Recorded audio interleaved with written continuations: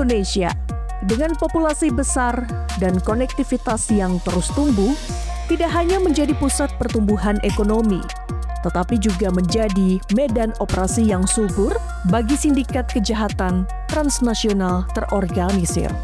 Mereka bergerak lintas batas, memanfaatkan teknologi, dan merusak keamanan nasional.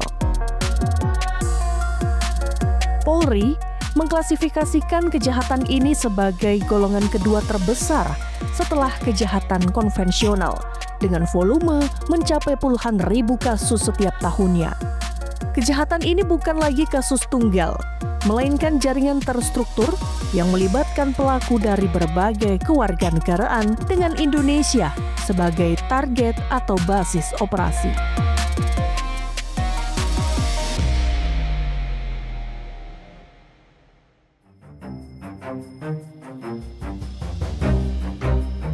Fokus utama kejahatan transnasional adalah peredaran narkoba lintas negara.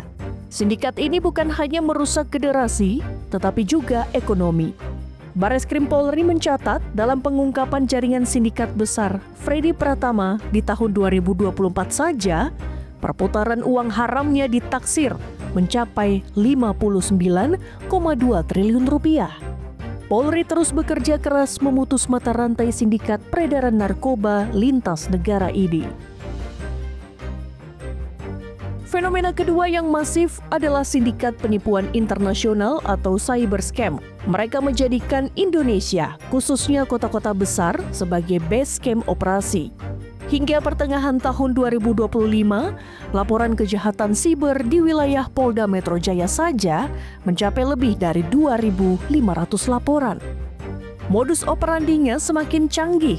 Pada Maret 2025, Bareskrim mengungkap sindikat warga negara asing yang menggunakan perangkat Fake Base Transceiver Station atau BTS untuk mencuri data nasabah bank.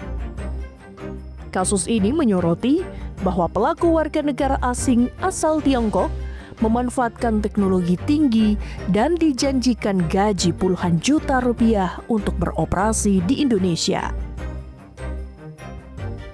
Lalu, mengapa Indonesia yang dijadikan target atau bahkan basis operasi?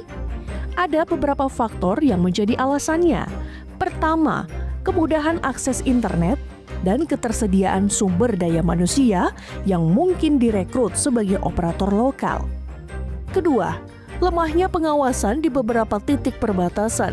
Dan yang paling penting, sindikat kejahatan ini melihat Indonesia sebagai target yang menguntungkan baik dari segi pasar gelap maupun tempat persembunyian yang strategis.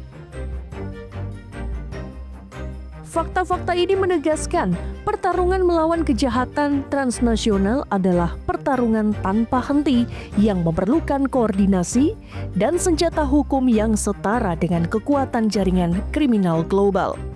Komitmen Polri bekerja sama dengan otoritas negara lain menjadi kunci sebagai upaya untuk memberantas kejahatan transnasional yang mengancam stabilitas keamanan dan kemakmuran ekonomi di tingkat nasional maupun internasional, merusak tatanan sosial, dan melanggar hak asasi manusia.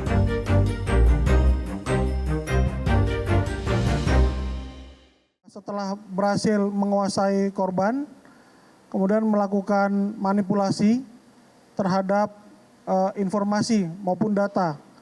Setelah memperoleh informasi atau data, kemudian melakukan pembelian atau menyarankan untuk melakukan pembelian materai.